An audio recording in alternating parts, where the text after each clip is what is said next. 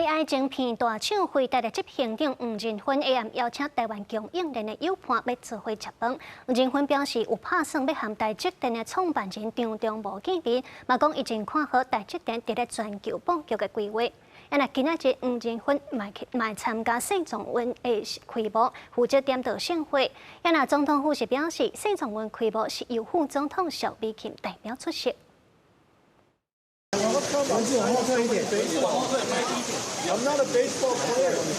伫大饭店外口替买上签名，辉达执行长黄仁勋来台湾第二天，先甲厝内底人食中昼饭。伊有邀請台廠 AI 供應鏈大佬來助會，彰顯舊年盛況。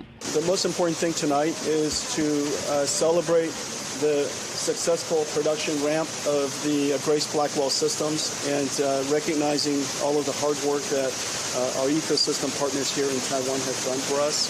除了讲计划甲台积電創辦人張忠謀見面，已經甲學到台積電的成功，尤其對美國總統川普宣布要取消前條制定的 AI 禁令，人工智慧擴散規則，黃仁勳講因歡喜看到安尼做。The cost of chips are the cost of chips, and TSMC does an extraordinary job delivering excellent technology at a fair price, and that's exactly the reason why they're so successful. A significant race in AI technology development, and the United States would like to lead with American platforms.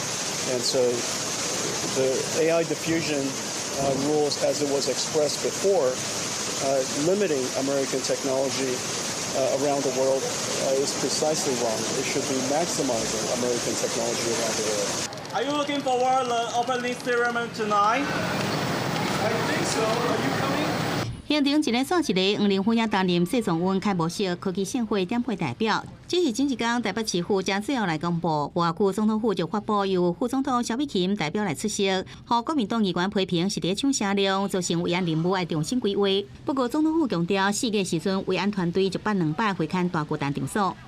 多数的主办国都是将世宗运定位为重要的地方赛事活动，所以因此由地方的主责官员，尤其是地方的首长，作为开幕仪式的主宾。真的不用再去比较其他的国家怎么做。如果说按照过去只有一个国家一个总统出席的话，那现在萧美琴副总统为什么要出席呢？ 总统府也澄清，总统赖清德因为另外有公务，改为贺电祝福。副总统确定出席时，也唔知讲黄仁勳会到场，拢是按照流程来处理，无其他考虑。